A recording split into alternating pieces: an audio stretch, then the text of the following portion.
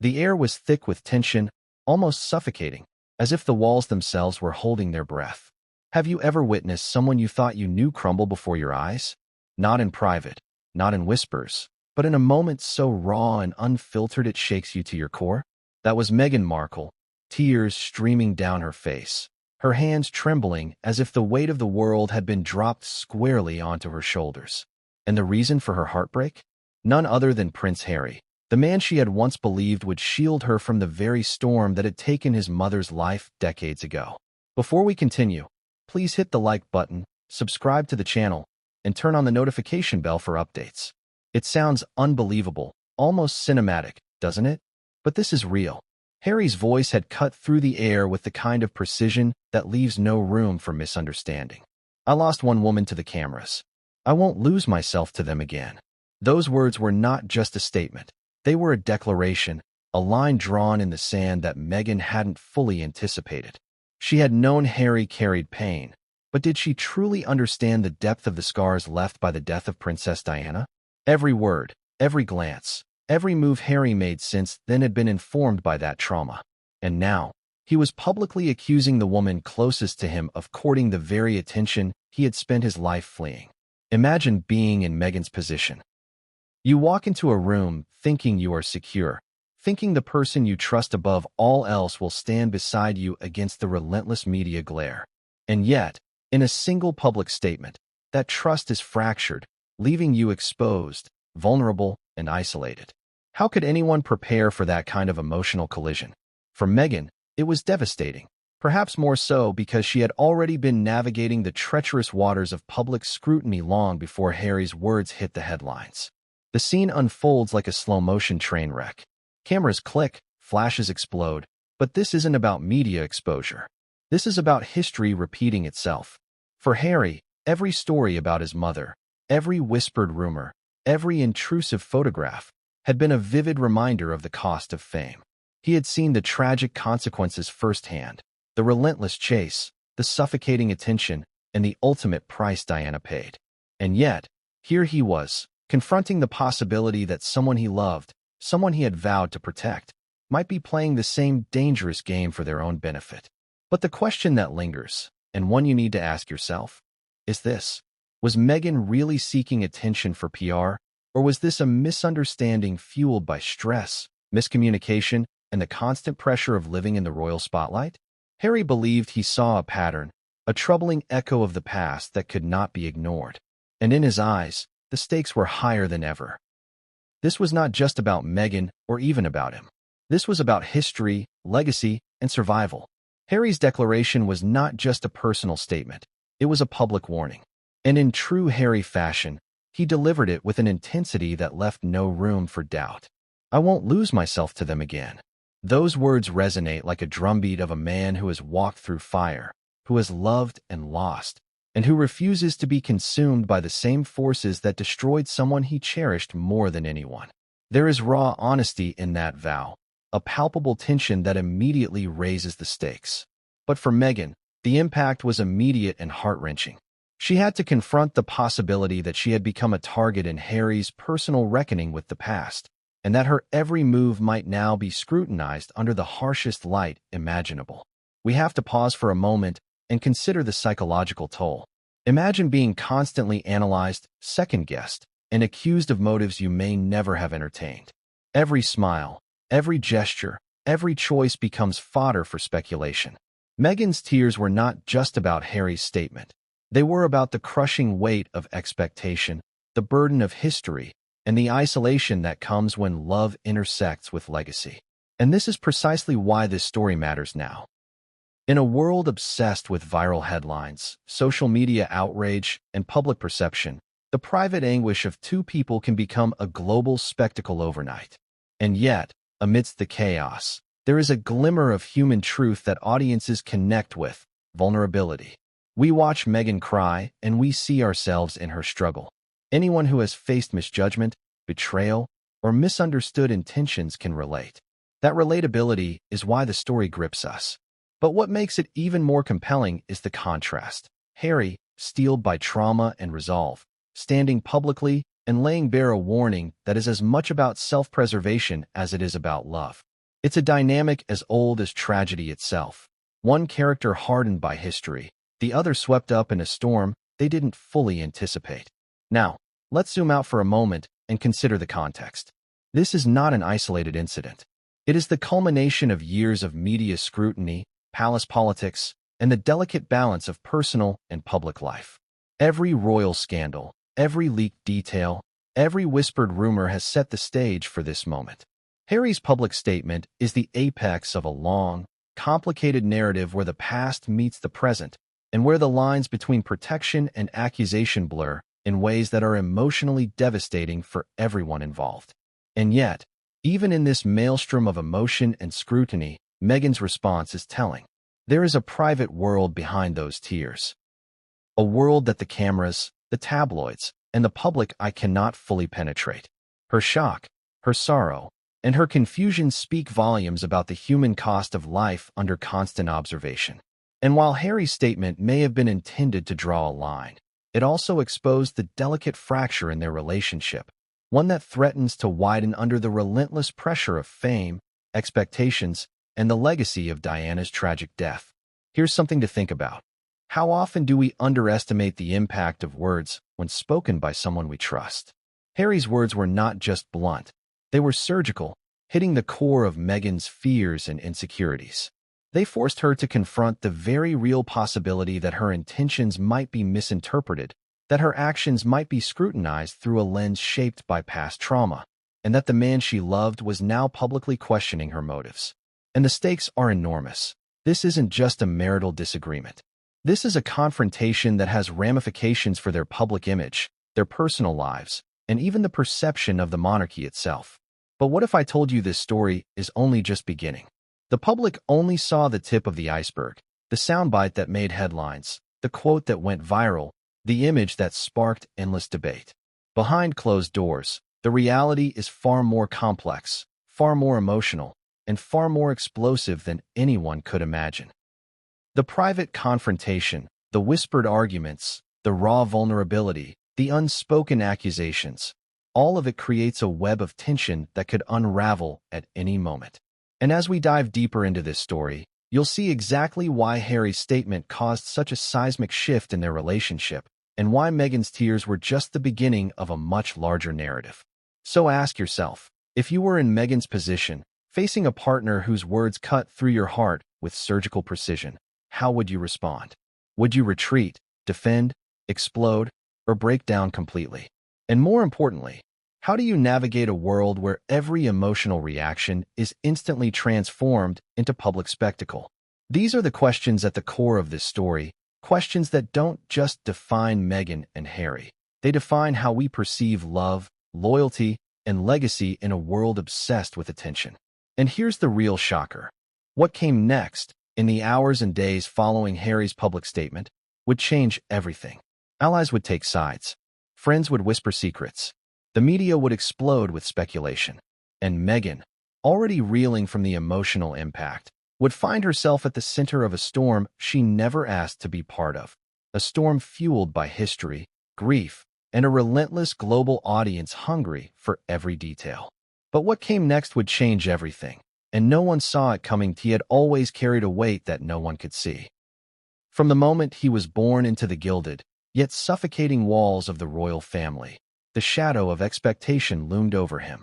But nothing, absolutely nothing, had prepared Prince Harry for the moment when the legacy of his mother's death collided with the life he was trying to build with Meghan Markle. He had spent years navigating grief, anger, and guilt, and yet it all came to a head in a way that few could understand. This was his breaking point. It started quietly, as most emotional storms do. Late nights pacing the hallways of Frogmore Cottage, conversations whispered in the dark, a glance at Meghan that carried unspoken questions. He remembered his mother's final moments, the relentless paparazzi, the blinding flash of cameras, the chaos that chased her through the streets of Paris. Her loss wasn't just a tragedy, it was a warning. "I lost one woman to the cameras," he would say later, his voice trembling with restrained emotion. "I won't lose myself to them again." And yet, here he was, standing on the precipice of another storm. Meghan. She was brilliant, confident, and endlessly captivating. But lately, He had begun to notice subtle patterns. Moments when her desire for media attention seemed to mirror the very forces he had spent his life avoiding. It wasn't about jealousy. It wasn't even about control. It was about survival. Harry knew what unchecked attention could do. He had seen the worst-case scenario, lived through the nightmare, and yet a gnawing fear had begun to creep in. He could feel it during private dinners, during long drives away from prying eyes. A throwaway comment about an interview. A sudden smile when a photographer appeared unexpectedly. A glance, just long enough for suspicion to flicker through his mind. Every small action was a potential trigger, and the memory of his mother's death was always lurking just beneath the surface. Could he afford to ignore it? Could he allow history to repeat itself? Not this time. Not with someone he loved. But how do you confront someone you love without breaking them? How do you voice a fear so intimate, so terrifying, that it risks shattering the very foundation of your relationship? Harry struggled with this question daily. His internal debate was relentless. Protect Meghan from the accusation that she might be seeking attention, or protect himself from repeating the past. The answer, he realized, required courage he didn't know he had left. The breaking point arrived unexpectedly. It wasn't a shouting match or a dramatic confrontation. It was a simple conversation, almost mundane in its surface tone, that exploded into revelation. Meghan had spoken about her upcoming projects, her appearances, the ways she could use media to advocate for causes she believed in. Innocent enough words, on the surface. But Harry's ears heard echoes of another story. The one that had ended with Diana's death. He felt the familiar tightening in his chest, the pulse quickening, the memory of flashing cameras on Paris streets, and suddenly, he couldn't hold it in anymore. I lost one woman to the cameras. I won't lose myself to them again. The words poured out, raw and unfiltered. He didn't mean to accuse. He didn't mean to wound. He meant to protect, to warn, to draw a boundary he could not afford to cross. Yet Meghan recoiled. Her eyes filled with tears, a mixture of shock, hurt, and disbelief. How could he suggest she would be reckless? How could he imply that she might bring danger into their lives intentionally? The question hung in the air like smoke, unseen, yet suffocating. Harry knew the public would never see this side of the story, the raw vulnerability, the quiet desperation, the moral tightrope he was walking. But privately, the collision was devastating. He loved her deeply, yet fear for their future made his heart heavy. Every decision now was a test. How to protect himself, protect Meghan, and still honor the memory of the woman whose absence had shaped his entire life. Could he truly trust anyone, even the one person who had promised to stand by him? It was not just fear for himself. It was fear for their children, for the family he wanted to build with Meghan.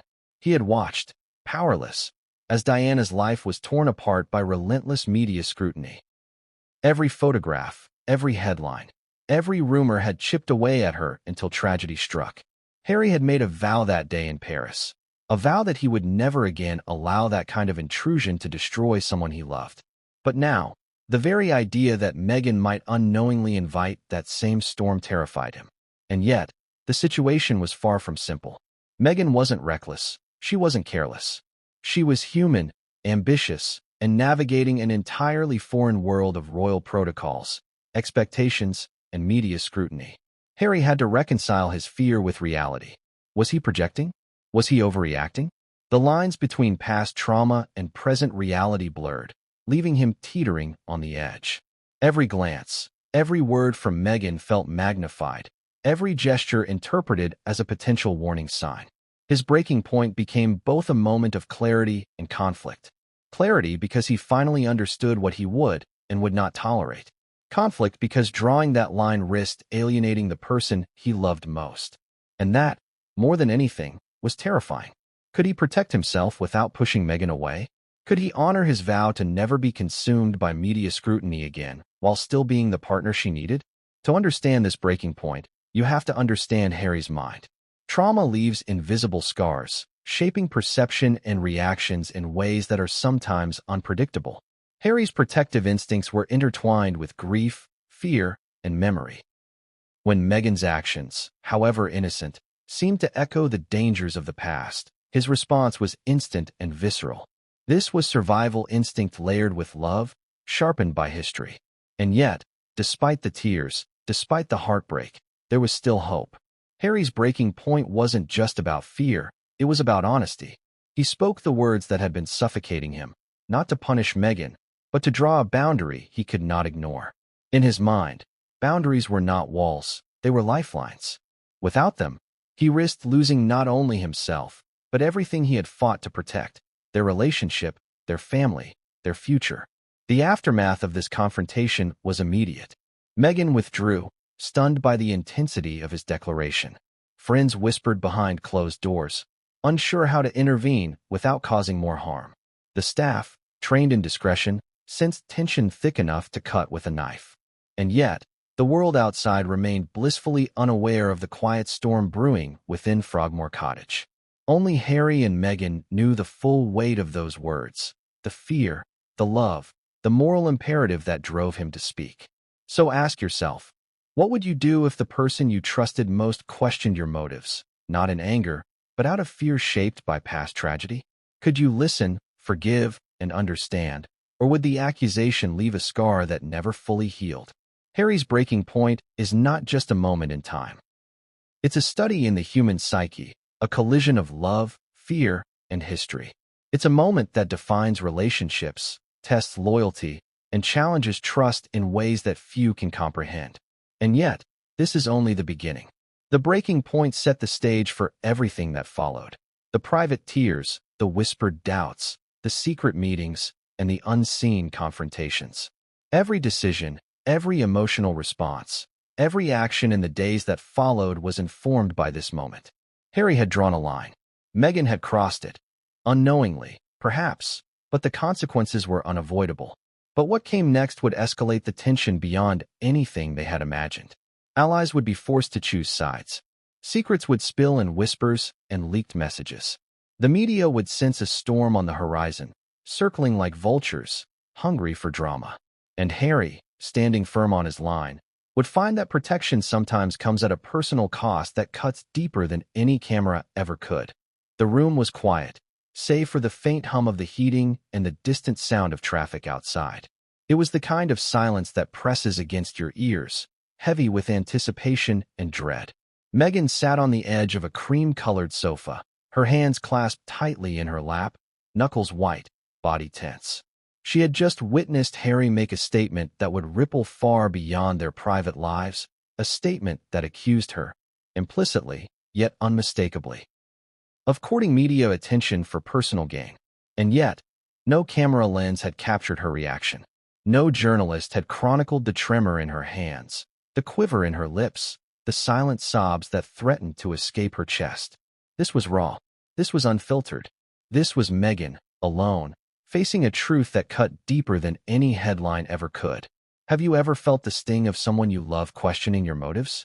Not in anger, not in accusation, but in a way so direct it pierces your very soul? That was Meghan's reality. She had entered this marriage with the belief that Harry understood her, that he would shield her from the storms she had already endured as an actress turned Duchess. She had believed in their partnership, in a love that could withstand the relentless glare of public scrutiny. And now, she was learning that love sometimes carries its own complexities, one of those complexities being the shadow of Diana's death. Meghan's tears weren't just about Harry's words. They were about everything those words implied. They implied distrust. They implied a caution so severe it bordered on fear. They implied that the past, the tragedy of Diana's death, still dictated every step Harry took, and that in some small, terrifying way, Meghan herself had become entangled in the echoes of history. How could she compete with a memory so potent, so tragic, so untouchable? How could she prove her intentions when the lens through which Harry viewed the world had already been shaped by loss, by grief, by trauma? The emotional weight pressed down on Meghan with suffocating intensity. She had long understood the scrutiny that came with her position, the endless commentary, the whisper campaigns, the social media storms. But this was different. This was personal. Harry's statement wasn't a critique the public could dissect and debate. It was a message to her, a boundary drawn sharply and irrevocably. And boundaries, as anyone who has loved deeply knows, can be as painful as they are protective. She remembered the first nights in their home, when laughter had filled the rooms, and the world outside felt almost distant. But those nights had been fleeting. The cameras had found them everywhere, from red carpet events to private charity functions. Every smile was dissected. Every gesture was analyzed. And through it all, Meghan had thought she was navigating the attention with grace, doing her best to protect the sanctity of their family life. She hadn't realized that Harry's internal landscape was a minefield shaped by trauma, that his protective instincts were on high alert, constantly scanning for threats invisible to the untrained eye. The realization hit her hard. She was not just navigating the world. She was navigating Harry's grief. Every move she made, every choice about media appearances or interviews, was being measured against a backdrop of loss that she could never fully understand. It was an impossible standard, yet it was one she felt compelled to meet. She wanted to reassure him, to demonstrate that she was not reckless, that she was not seeking attention in a way that could endanger them. But words alone were insufficient. Actions were scrutinized, intentions questioned, and every misstep amplified by the weight of history. And yet, as Meghan sat there, the tears streaming silently down her cheeks, she found herself confronting another truth. She was exhausted. Exhausted from the need to constantly prove herself, from the impossible balance of public duty and private desire, from the relentless gaze of an entire world that seemed eager to catch her faltering. The Duchess persona, the poised, composed figure seen in public, was a mask that she wore not just for the cameras, but for herself, for Harry, for the family she hoped to protect. But in this quiet room, stripped of all performance, that mask slipped, revealing the raw, unfiltered emotion beneath. Have you ever been so overwhelmed by the gap between expectation and reality that it feels like your chest might cave in? Meghan was there. She was grappling with the contradiction of being accused of seeking attention while simultaneously being trapped in a world that demanded visibility. She was being held accountable for intentions that were private, scrutinized for actions that were complex, and judged against a standard set by a tragedy she could never fully inhabit. It was not fair, and yet, fairness was irrelevant in the emotional calculus of trauma. The tears were not just sorrow. They were frustration, helplessness, and fear. Fear that her marriage could be strained. Fear that the love she had believed in was being tested beyond endurance. Fear that she might be seen as the villain in a story she had not intended to enter. She remembered the way Harry's voice had sounded when he said those words, steady, firm, almost unyielding. There was no malice in his tone, but there was gravity, a weight that pressed down on her shoulders as effectively as any accusation. It was the kind of honesty that demands confrontation, that forces reflection, that sometimes leaves scars in its wake. Meghan's private anguish was mirrored by the constant hum of external pressure. The palace staff, the friends who had once offered counsel, the public's insatiable curiosity, all of it formed a wall that separated her from any sense of relief. She could cry here, in the quiet of their home, but the world outside would never understand. Social media would dissect her tears, the tabloids would spin narratives of marital strife, and every journalist's pen would become a blade cutting through her reputation. The isolation was as much a part of the experience as the tears themselves. And yet, there was resilience in her sorrow. She had faced scrutiny before, had navigated hostile media landscapes as an actress, had weathered criticism from all directions. But this was personal. This was about the man she loved, about a boundary drawn not against strangers, but against someone she had trusted implicitly. Every tear shed was a testament to the emotional stakes, the intensity of love entwined with fear, the vulnerability that comes from caring deeply for someone whose past trauma shapes every interaction. But what made it more complicated, and more heart-wrenching, was the unspoken tension that hovered between them. Meghan wanted to reach out, to explain, to reassure, to comfort Harry even as she was comfortless herself. Yet the very act of speaking risked triggering another layer of misinterpretation. Every attempt to bridge the emotional gap was fraught with potential missteps, a delicate dance where the wrong word could ignite a fire. And she understood, with painful clarity, that the stakes were enormous. Not just for their relationship, but for their future, for the legacy of trust they were trying to build, and for the shadow of Diana that loomed over every decision Harry made. The room felt smaller with every passing minute. Meghan's thoughts raced, spinning through every possible scenario, every potential misstep, every unintended consequence. She questioned herself in ways she had never done before. Had she misjudged Harry's trauma? Had she inadvertently repeated patterns of the past? Could she ever truly bridge the gap between intention and perception in a world where perception was everything? Each question gnawed at her resolve, each doubt a new tear forming in her eyes. And as the weight of it all pressed down, Meghan realized something crucial. This was a turning point. The tears, the silence, the unspoken fears, they were not just symptoms of an emotional fracture. They were a signal, a call to action, a moment demanding reckoning. How she responded, how she navigated the delicate path forward, would determine not only her own emotional survival, but also the fate of the relationship she held most dear. But Meghan's emotional journey was far from over. Even as she wiped away her tears and tried to gather composure, she sensed the storm that was coming. Allies and confidants would whisper, social media would explode, and the very cameras she had tried to avoid would descend with renewed intensity. And in the midst of it all, Meghan would have to confront the painful reality that Harry's breaking point was not just about fear. It was about love, protection, and the legacy of loss that shaped every choice he made. What came next would test her resilience in ways she could never have imagined, and set in motion a series of events that would alter the course of their lives forever. There is a shadow that follows Prince Harry everywhere he goes, a shadow so large and so persistent that it shapes his every decision, every glance, every word. That shadow is Diana, Princess of Wales. Her presence is invisible, yet omnipresent, a spectral guide, a haunting memory, and a constant reminder of the consequences of a life under the microscope.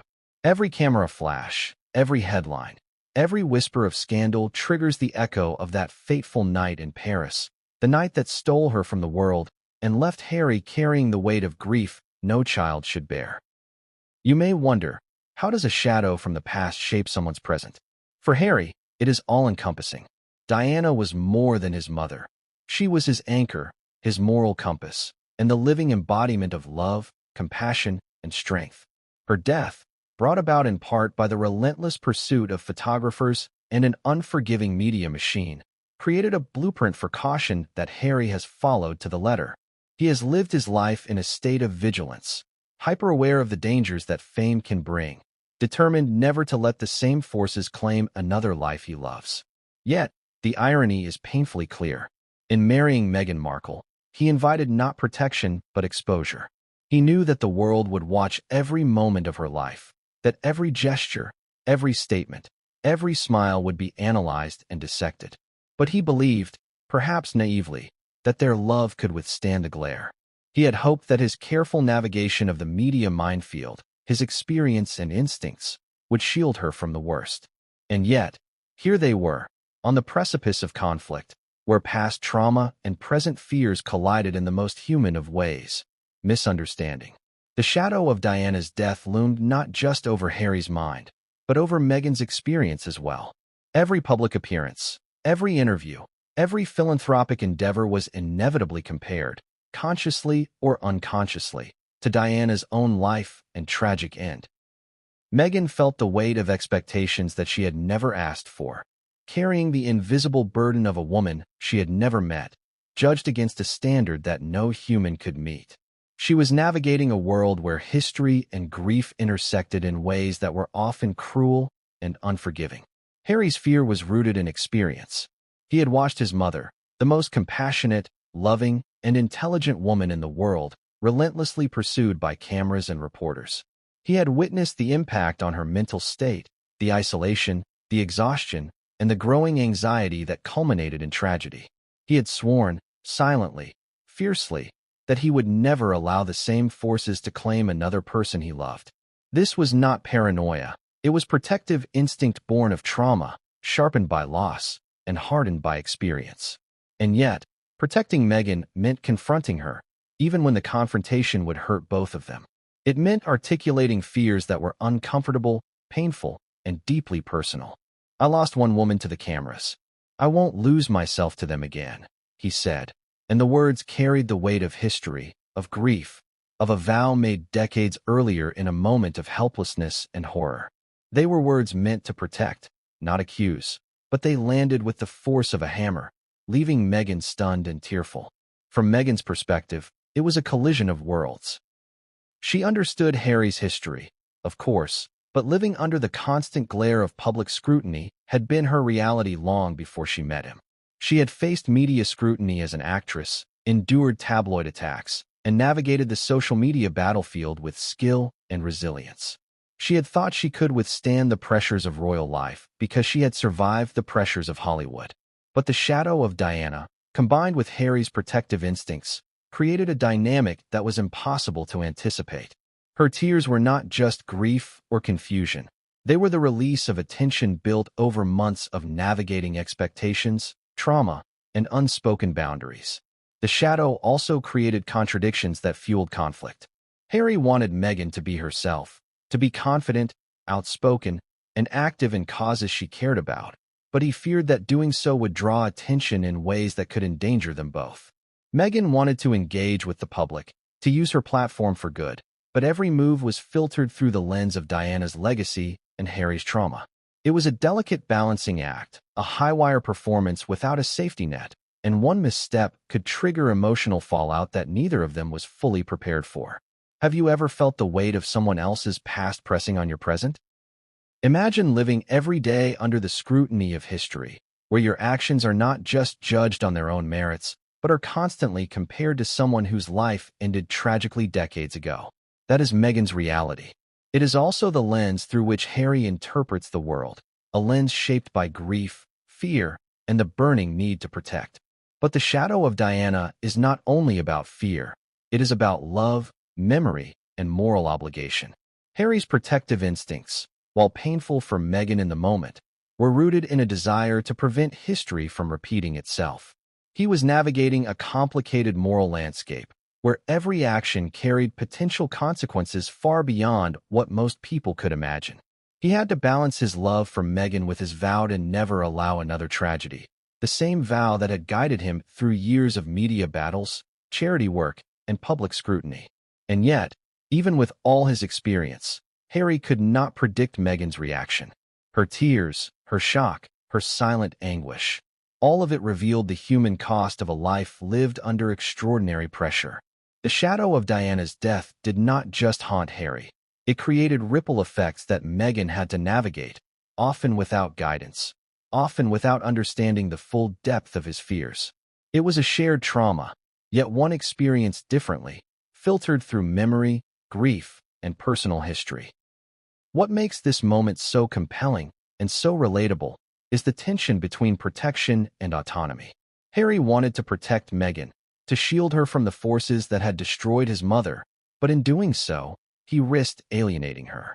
Meghan wanted to live, to act, to engage with the world authentically, but every choice was scrutinized, interpreted, and sometimes misread. The shadow of Diana created a moral and emotional minefield, where love and fear intersected in ways that few outsiders could understand. And there was irony, too, in the way history shaped the present.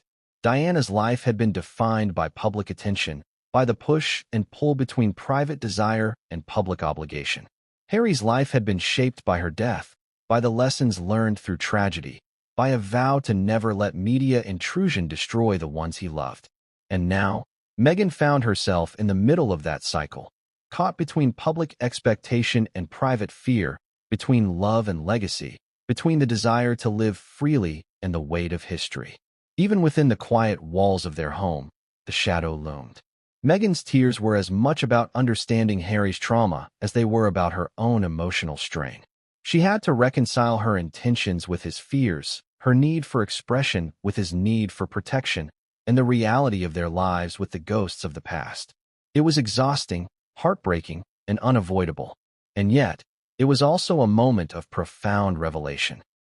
An insight into the delicate, high-stakes interplay of love, legacy, and survival in a world where every action is magnified, every word dissected, and every tear witnessed, even in private.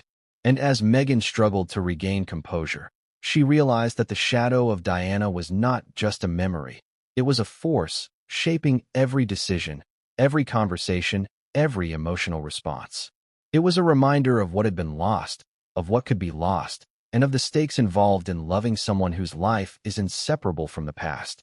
The shadow would follow them both, a constant reminder that history is never truly gone, and that grief has a way of shaping the present in the most unexpected and profound ways.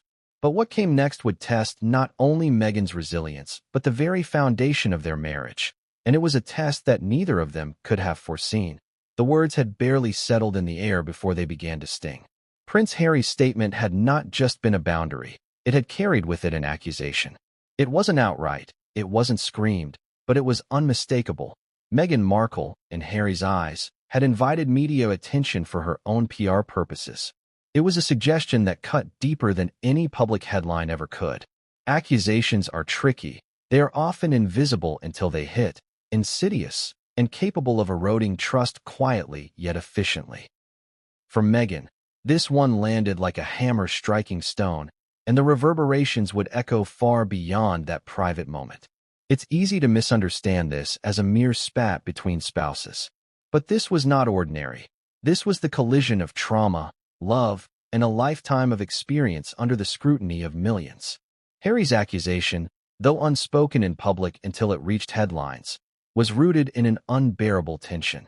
The tension between wanting to live a private life and being forced to navigate the machinery of public spectacle. I lost one woman to the cameras. I won't lose myself to them again. Those words weren't just protective, they were diagnostic.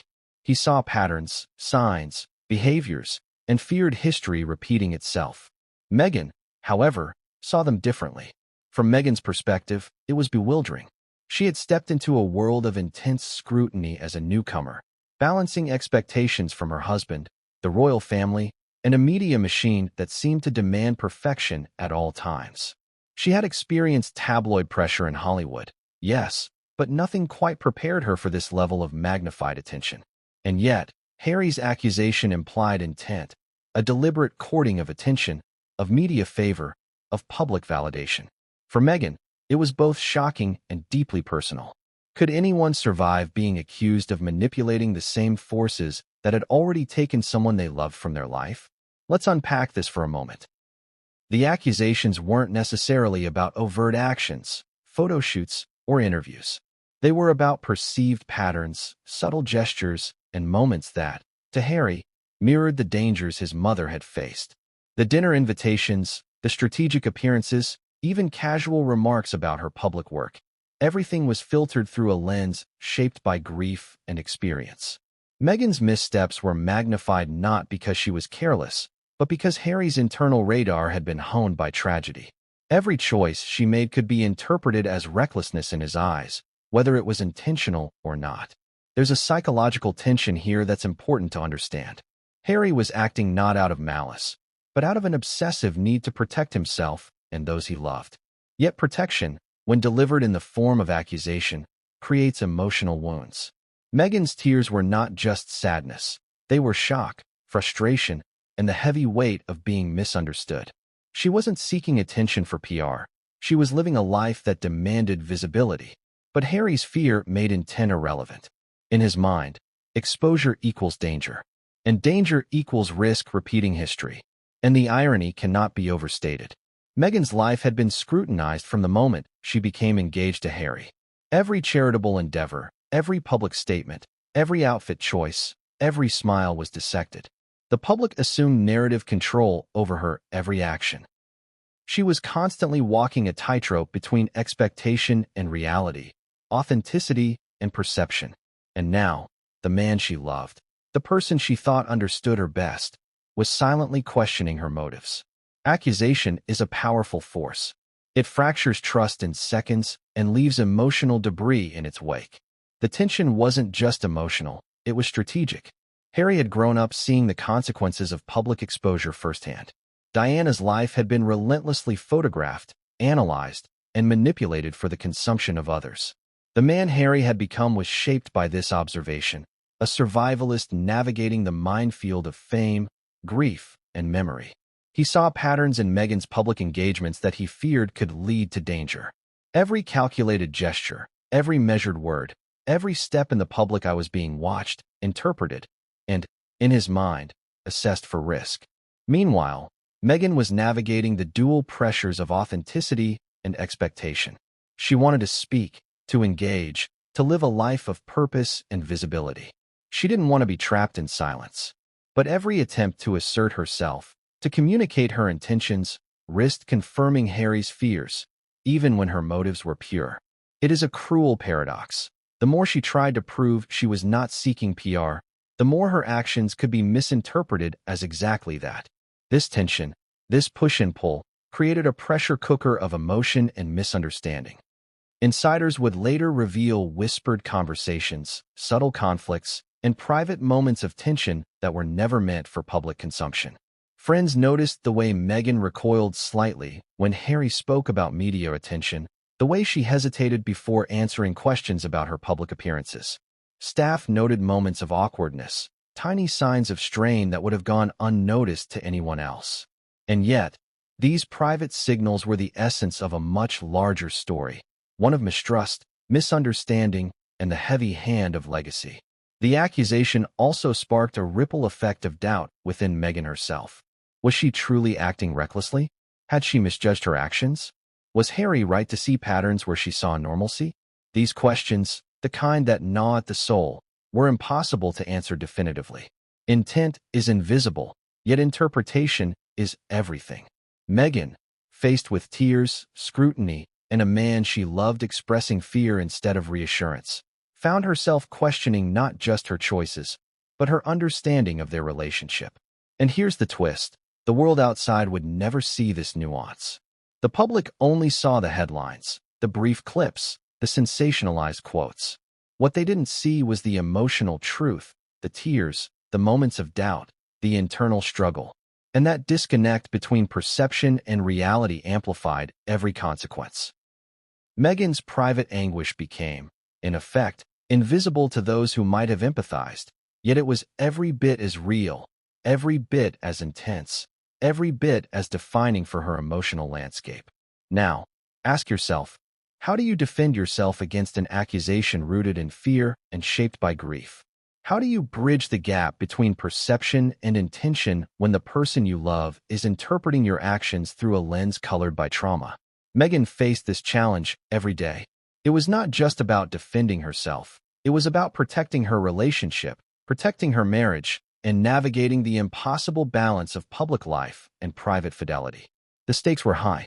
The accusation, though subtle, was a warning. Harry was drawing a line, and Meghan had to recognize it. The tension, the tears, the whispered doubts, all pointed to the same truth.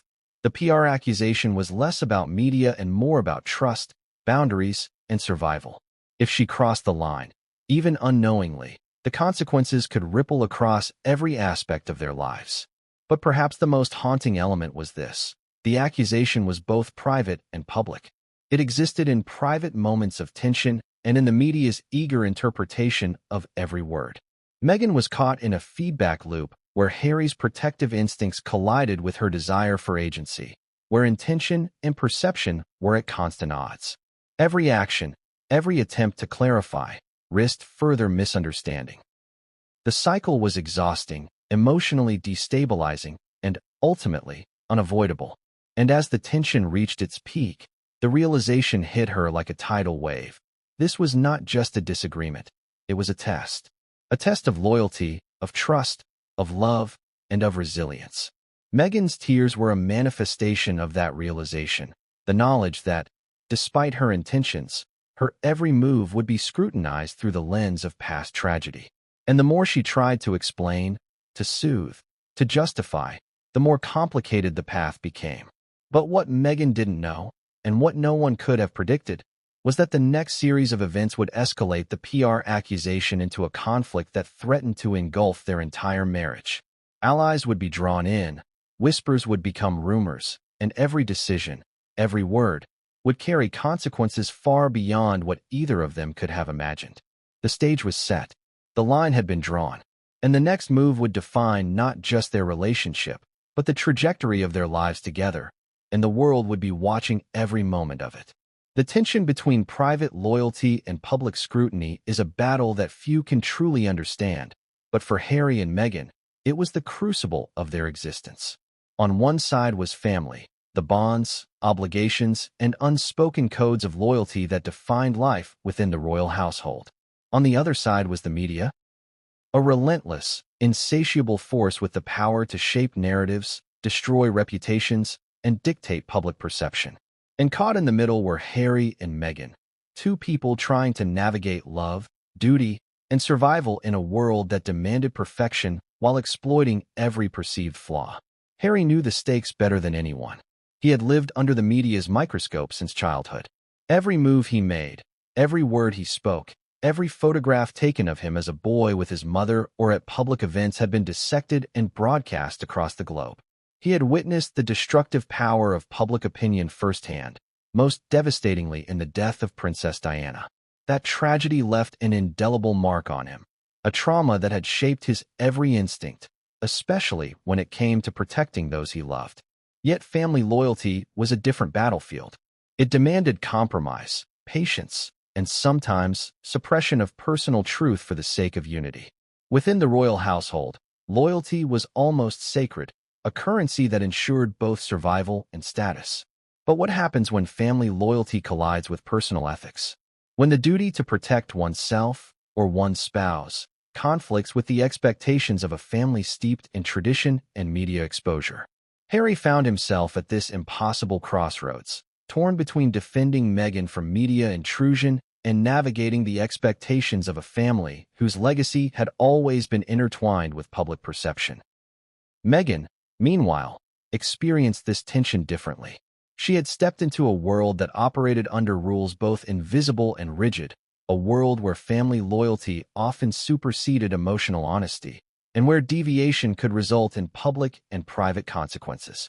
She wanted to support Harry, to respect his boundaries, to honor the family he was born into, but every attempt to balance these demands placed her in the eye of a storm she could not fully control. The media, for its part, was ruthless. Headlines spun with calculated drama, suggesting marital strife where there might have been none, implying motives that may never have existed, and amplifying minor disagreements into major conflicts. Each story added pressure, each article a weight that neither Harry nor Meghan could ignore. The very act of defending oneself, of asserting a truth, could be twisted into confirmation of scandal.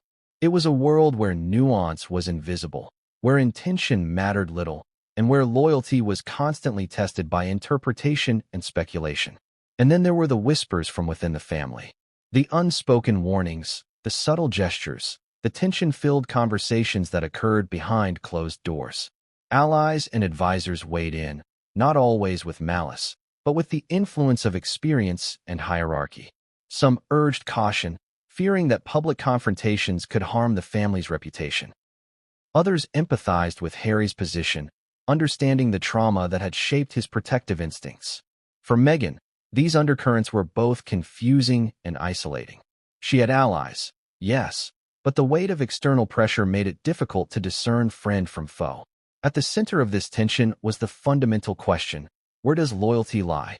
Is it with the family, whose legacy has been built on a delicate balance of tradition and public image?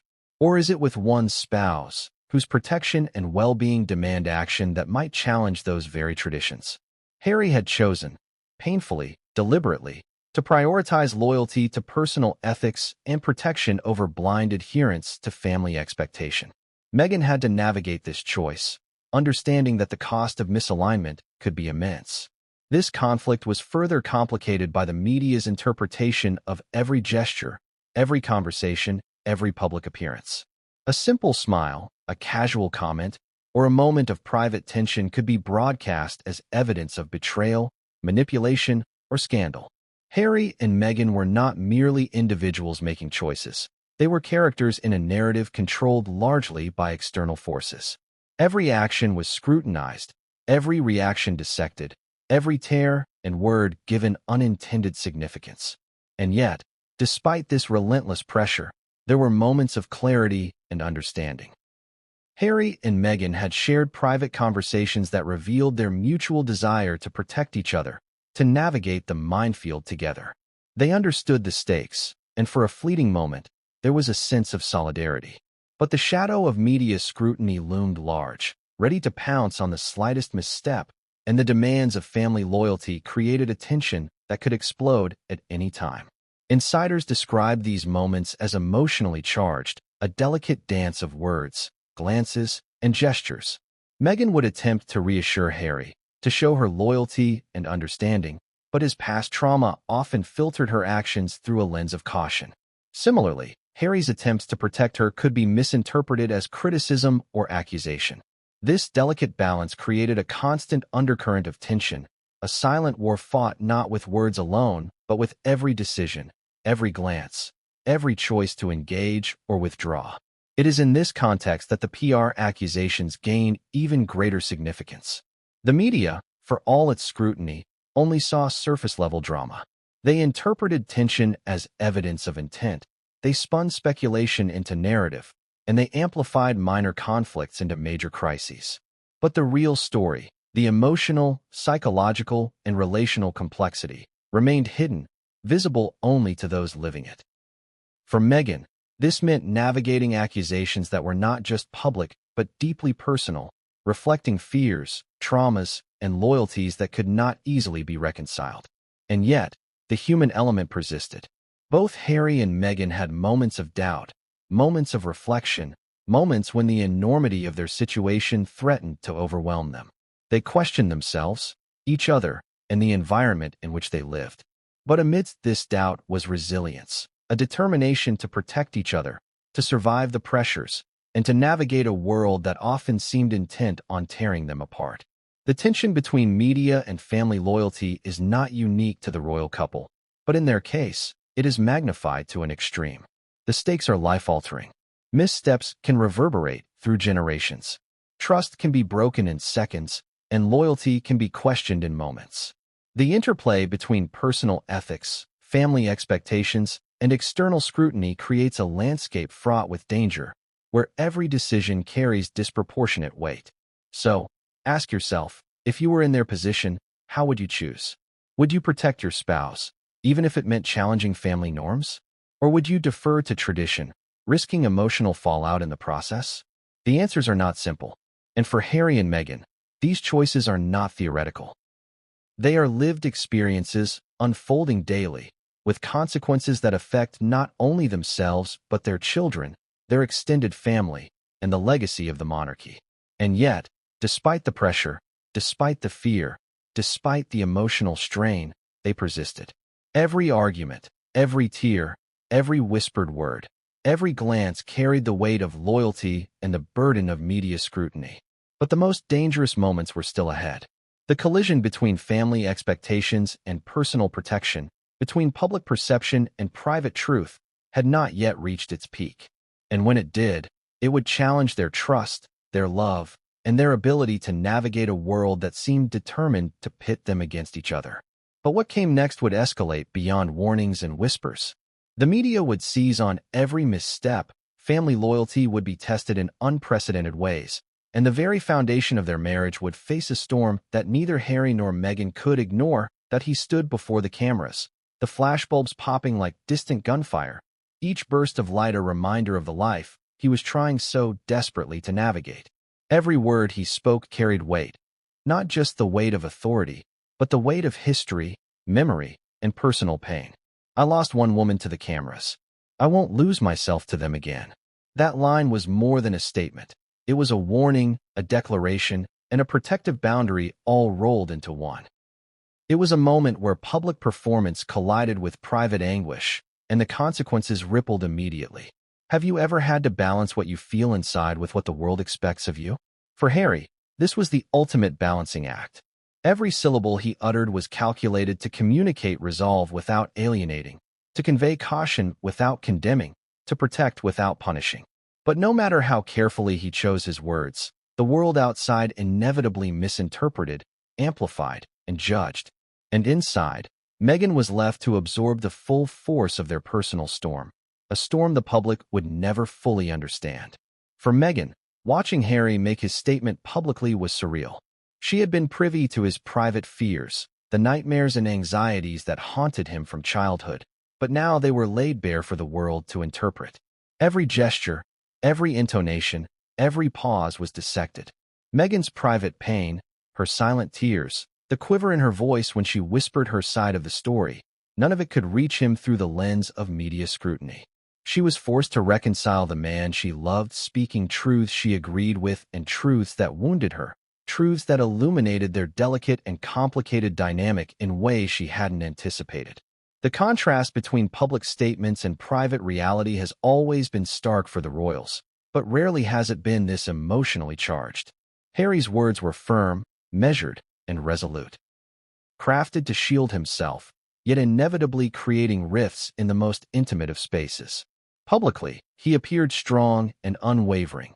Privately, he wrestled with fear, memory, and responsibility. Meghan understood the need for his declaration but felt its sting, the implied accusation that her intentions were somehow reckless. She had believed their love would act as a shield against misunderstanding. Yet here was the proof that even love has limits when confronted with trauma and history. Imagine the psychological toll. Meghan had been criticized publicly for years, her motives constantly questioned. And now, the person she trusted most was publicly framing her in a context she didn't fully understand, through the lens of his own trauma. Every gesture she made was now not just a reflection of herself, but a potential catalyst for speculation. Every decision to engage, retreat, or respond could be read as confirmation of intentions she never had. The public gaze was merciless, and the private truth, no matter how heartfelt, seemed invisible. Harry's challenge was equally profound. He wanted to protect Meghan from the glare of the media, yet he also had to assert a line of defense that the public could see as unwavering. The statement was a balancing act between honesty and diplomacy, between warning and accusation. Every word carried risk. He could not soften too much, lest it dilute the gravity of his protective instincts. But he could not strike too harshly, or he risked alienating Meghan completely. The private pain was immense, the stakes almost unbearable, and yet the need to communicate with clarity left no room for ambiguity. Meanwhile, Meghan wrestled with an internal storm. She understood the protective motivation behind Harry's statement, but the emotional impact was undeniable. Tears streamed down her face, her chest tightened, and a mix of confusion, hurt, and helplessness overtook her. She knew that in his mind, he was trying to prevent history from repeating itself. But the execution, the public framing of her intentions, the echo of accusation, made the truth of their shared love feel fragile, even fragile to the point of shattering. Insiders would later reveal the behind-the-scenes tension. Private conversations that might have bridged the emotional gap were thwarted by timing, by fear, and by the relentless pressure of public scrutiny. Meghan wanted to clarify, to explain, to assert her intentions, but every attempt risked misinterpretation. Every pause, every gesture, every carefully considered word could be distorted into proof of recklessness or self-interest. The very act of being human became a potential weapon against her. The public statement also placed Harry in a paradoxical position. He had to maintain composure while communicating urgency, strength while expressing vulnerability, authority while preserving empathy. It was a performance grounded in raw human emotion, a theatrical presentation designed not for applause, but for survival. And yet, the irony was cruel. The better he performed his truth, the more the public could misinterpret it. Context was everything, but context was invisible to millions who only saw the soundbite, the headline, the viral clip. Meghan's private pain was compounded by the immediacy of public reaction. Social media exploded with speculation. Headlines framed the story in black-and-white narratives of conflict, betrayal, or scandal. Fans debated motives with intensity, taking sides in a battle they could neither witness nor understand fully. For Meghan, the emotional impact of this frenzy was immense. Every tear shed, every sigh, every private moment of reflection was amplified in the court of public opinion. She had become simultaneously invisible and hypervisible, exposed to critique, yet unseen in her truth. Yet, despite the private anguish, there was a kernel of clarity for both of them. The statement, while painful, acted as a clarifying force. It defined boundaries, articulated fears, and set the parameters for what each could tolerate and expect from the other. In a sense, it was both protective and painful, a paradox that characterized much of their experience together. They were navigating a life where private pain and public statements were inseparable, a world where love and loyalty were constantly tested by external forces. Harry's public words, intended to protect, also forced Meghan to confront realities she had not fully acknowledged. She had been navigating royal life with a combination of instinct, intelligence, and caution, but now she had to contend with Harry's trauma-driven perception, which reframed her actions in ways that were emotionally destabilizing. The collision between intention and interpretation was immediate and unavoidable, leaving both of them grappling with trust, understanding, and the challenges of a relationship in extreme circumstances. The emotional stakes extended far beyond personal feelings. They were negotiating identity, legacy, and the balance between autonomy and loyalty. Harry's statement publicly signaled his priorities, his fears, and his protective instincts. Meghan's private tears revealed the emotional cost of navigating those priorities while trying to maintain agency and authenticity. Each was learning, painfully, that love and protection do not always align seamlessly, and that even the strongest bonds are tested under the glare of public scrutiny. But the story doesn't end with tears and statements.